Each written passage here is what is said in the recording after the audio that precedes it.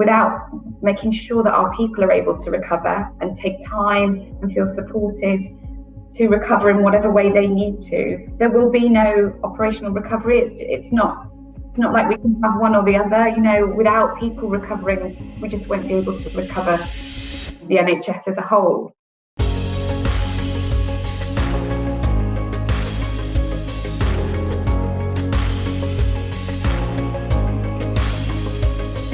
Hello and welcome to the 5th episode of the In Conversation With series, a programme of podcasts, videos, transcripts designed to let you hear directly from those influencing our NHS whilst you enjoy a coffee or going out for a walk or simply take a few moments away from your emails.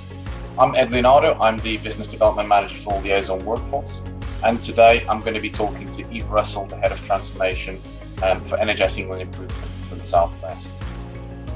It's going to be a really exciting session as we'll be reviewing the NHS People Plan, what has changed for the better now and how COVID has affected it, its implementation, and what more NHS organisations could be doing to focus on the delivery. I started by asking Eve what, in her view, has been the main success of the NHS People Plan so far.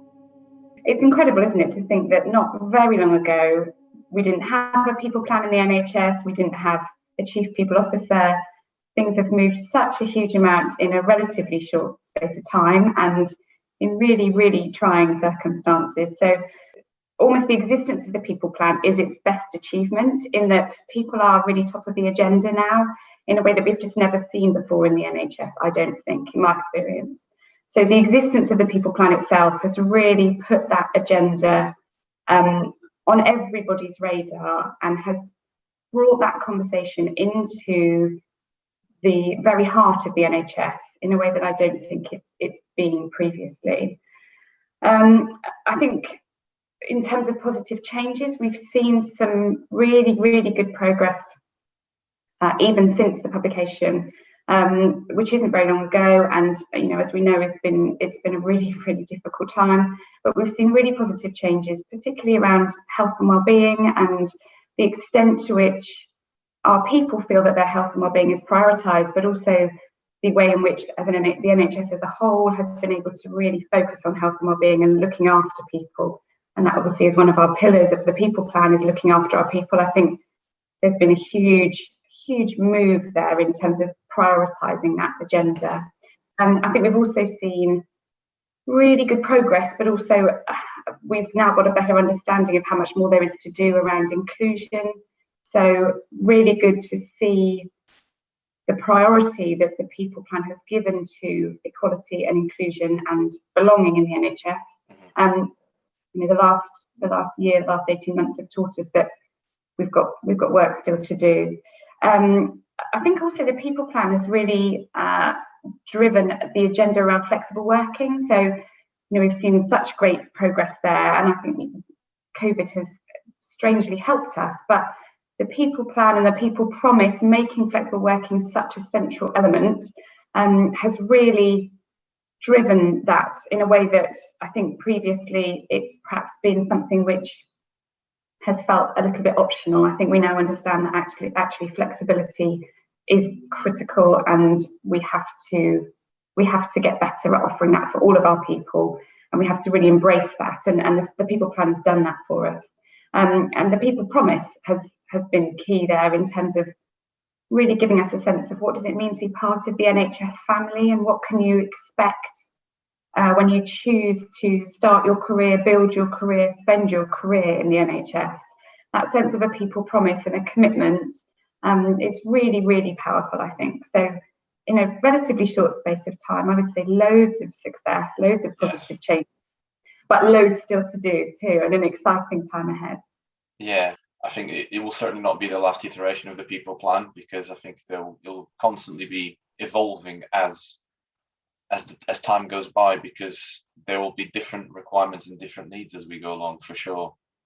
Yeah, and rightly so, because we will see, we've already seen huge progress. We'll continue to see progress, and as a result, our priorities will shift. And wouldn't it be amazing if in a few years' time we're not having conversations about inclusion in the way that we are now, because actually we don't need to be having that kind of focus. And same with flexible working, so many things.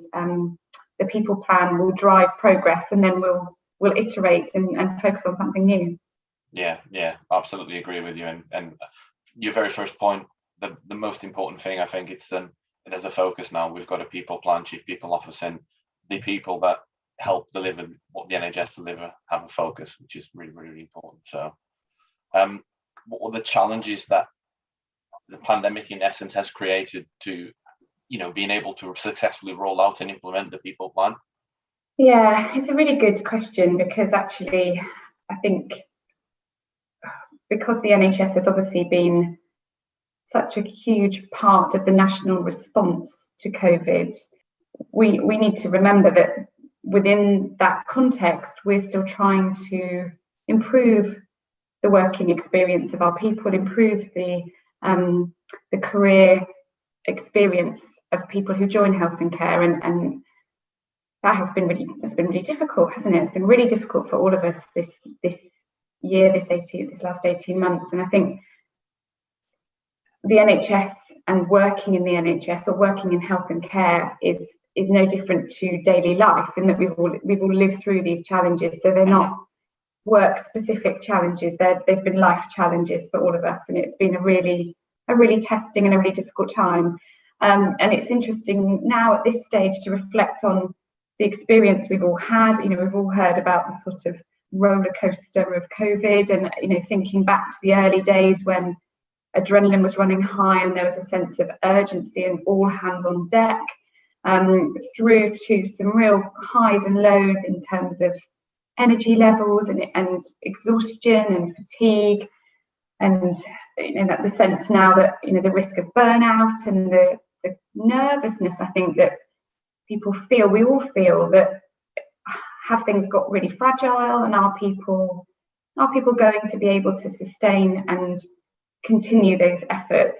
So I think there's a reality which we have to accept, which is that all of us have lived through an incredibly difficult time, never mind worked through a difficult time.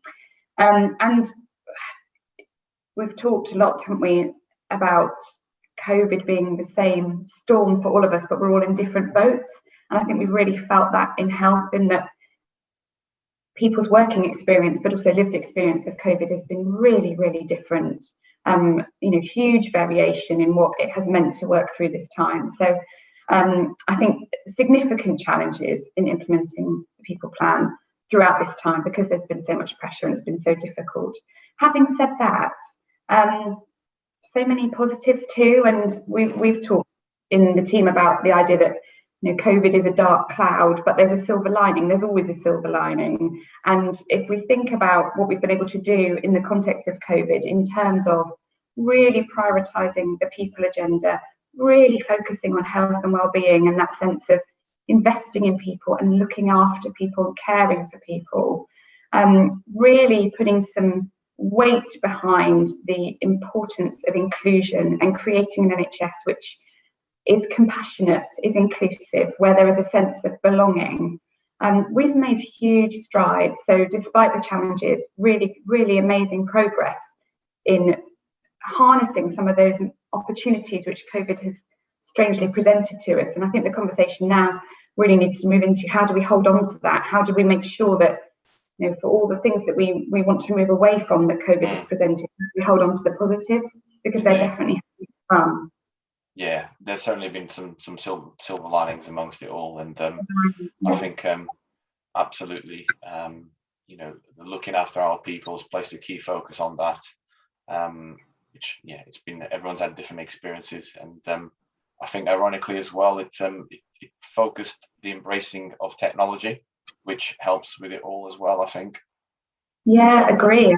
The progress that we've seen since COVID in the NHS in health and care is remarkable, really. Thinking back to life before COVID, the things that we're able to do, the ways in which we're able to connect, the conversations that we're able to have with people. And this is all from a perspective of a non-clinician. Clinically, the progress has been sensational, hasn't it? And for so many of our patients and service users, that's a massive improvement. So we've got to hold on to those things. Absolutely. And for me, for me personally, I think the other element I've seen really being driven forward, ironically, is the fact of collaboration in terms of, in many areas, whether it's clinical collaboration, workforce collaboration, resource collaboration. I think it's really helped drive that forward, which I know it's been something that has been talked about in the overall agenda of NHS for quite some time. Yeah, I agree. I totally agree. And I wonder if people have felt a sense of permission, maybe, because the pressures have been so immense and the need has been so great. People have felt sort of freed up to work in new and different ways. And that, I wonder if that's where that collaboration comes from. And again, how do we hold on to that sense that people can feel free to work differently, work creatively, work collaboratively? Thinking about, where I am in the Southwest, we've seen some amazing pockets of practice that have sprung up, without any significant policy shift or requirement, I suppose.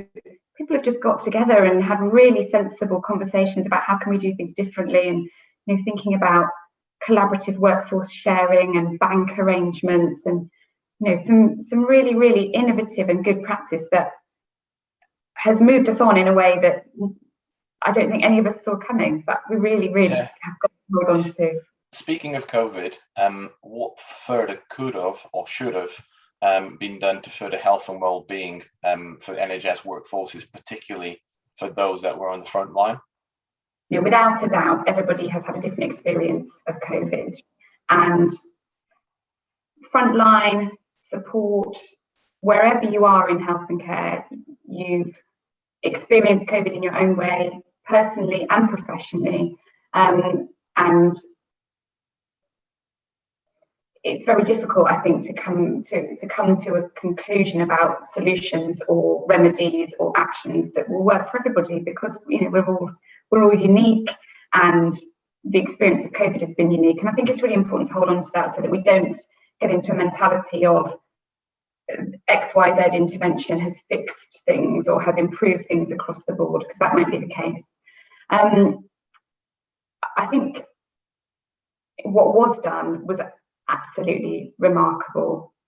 So honestly, hand on heart, I don't think there's anything that I would say we should have done. I mean, hindsight is always perfect, of course, and the ability to look back gives you a different perspective.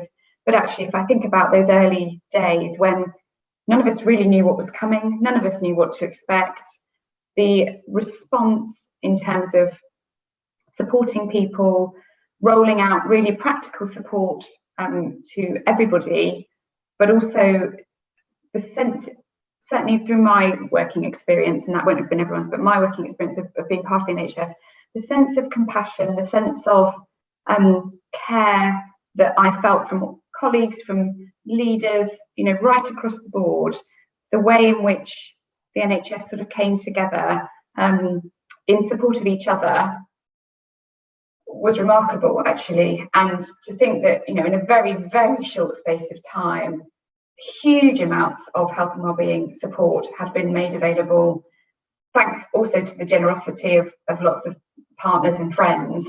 I'm not sure there's anything more that could realistically have been done at the time. I think it's also really interesting that some of the tactical things that were so powerful to people, we wouldn't necessarily have put as much emphasis on if we'd been thinking about it hypothetically. So, we've heard so much about people valuing things like provision of hot drinks and food all throughout the 24-hour shift pattern, and free car parking, and some of those things that feel quite tactical and quite sort of simple actually seem to have had a really, really, really positive impact. So I think what was done was amazing. I think what needs to happen next is we really need to listen to people and give them time and space to share their experience if they want to, reflect on their experience and think about what that means for them in terms of recovery. I think we also need to really work on the fundamentals. So I was fortunate to work previously in the National Health and Wellbeing Programme, and we talked a lot there about how actually culture and line management are the fundamental things that will support people's health and well-being, will create a sense of inclusion, will keep people, and that hasn't changed. So all of the additional layers of really brilliant provision that we've seen and that we will continue to see are great. But actually, if there are cultural problems, if line managers are not able to support people and make them feel valued and included and that they belong, we won't really see an NHS in which people feel that they're valued and looked after. So I guess I would say, in terms of what we do next, it's about really listening to people, giving them time and space to reflect, share what they've experienced, share what they need now, and then really working on the fundamentals around culture, line management, leadership, compassion, inclusion, to make sure that we really hold on to those values and we create working environments and working lives and working structures for people that will mean they stay. Interesting. Yeah, I've had many conversations with quite a few HR leaders across different ICSs and regions, and certainly, again, going back to your point, people have got to be at the core of the recovery, and that is our NHS people, because without the NHS people, that recovery is not going to happen. And going back to the sense of belonging, there's a lot being talked about employer brand and making sure that people understand that there is that clear path and that career option within that NHS, the NHS family. And I think, yeah, it'll be interesting to see that being moved on and kicking on along. And I think it will be the HR colleagues, the HR profession will have a very important job, in the sense that as there will be more of a drive to deliver activity to make sure that the people agenda does not fall down by the side, and that almost going backwards, because that's the danger. This is my personal opinion, that there will be the danger that you could end up going back one step, because there'll be so much pressure to deliver the delivery, and therefore all this great work that ironically has happened probably one of the most difficult times the NHS has ever experienced, not lose sight of that. Yeah, I think you make a really good point, Ed, and we've got to hold on to all that great work, haven't we? Like we were saying, we've had this incredible experience and terrible experience in so many ways, but the positives that have come from it, we've just got to grip onto really tightly now and make sure we carry them forward.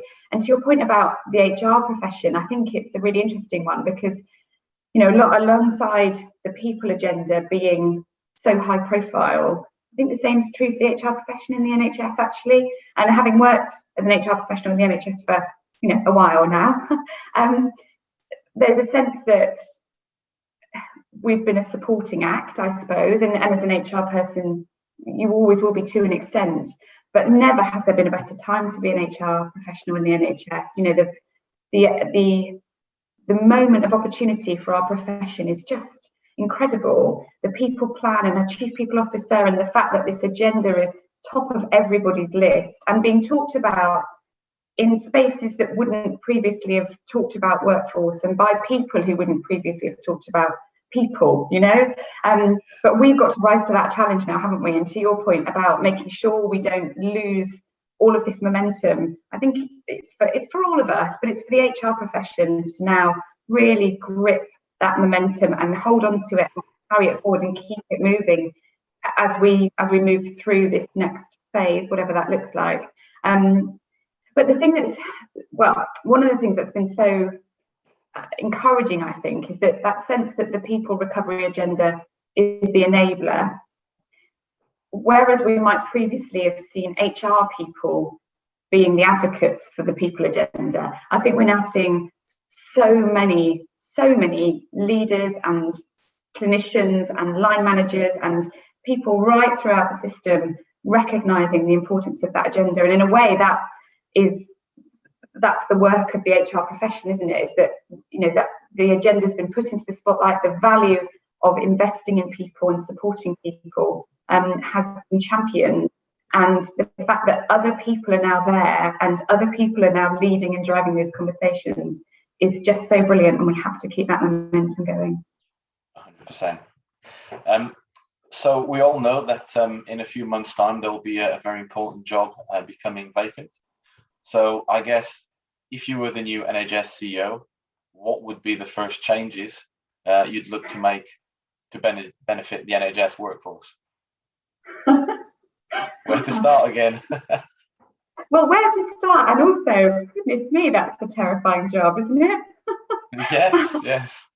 I mean, what a huge and amazing role. And wow. Oh, yeah. Even the thought of that job is a bit daunting. So I think, where to start, as you say. But I think there are some principles probably that feel to me to be really important. So again, this is going to sound a little bit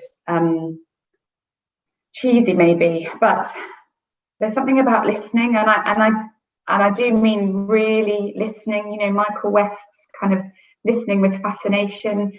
I think whoever comes in this post is fortunate in that, you know, the NHS is 1.3 million people, and there are amazing and talented and compassionate and brilliant people, so many of them in that 1.3 million, that actually this person doesn't need to do all of the thinking and do all of the work.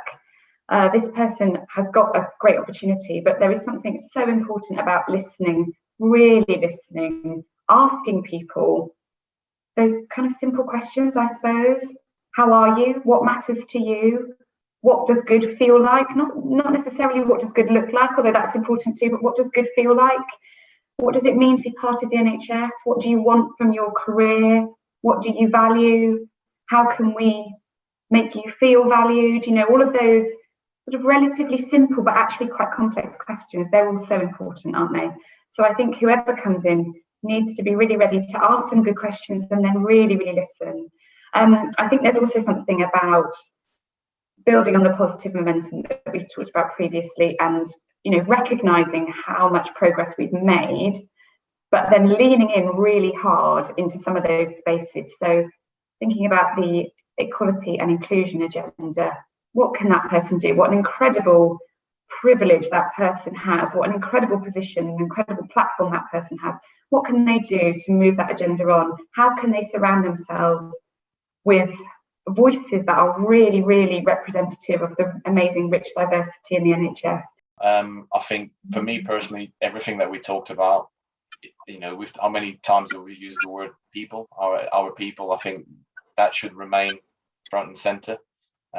Because without the people, we wouldn't have the great NHS that it is. Eve, thank you. It's been a great time, great pleasure for me to be able to do this conversation and this interview with you. I've really enjoyed it. It's been great. Thanks, Ed. It's my absolute pleasure. Thank you for the invitation. Always really happy to talk about people and the NHS. So thank you so much. I really enjoyed it. Good to see you. Likewise. Thank you. Finally, on behalf of everyone at Liaison Workforce, I'd just like to say a huge thank you to Eve for joining us in this In Conversation With series. If you'd like to be part of this conversation, if you think there's questions that we should be asking our NHS leaders, please do get in touch either via the website or on the email address that you will be able to see on the screen. And also, if you want to be part of the In Conversation With series, do get in touch. Thank you for listening.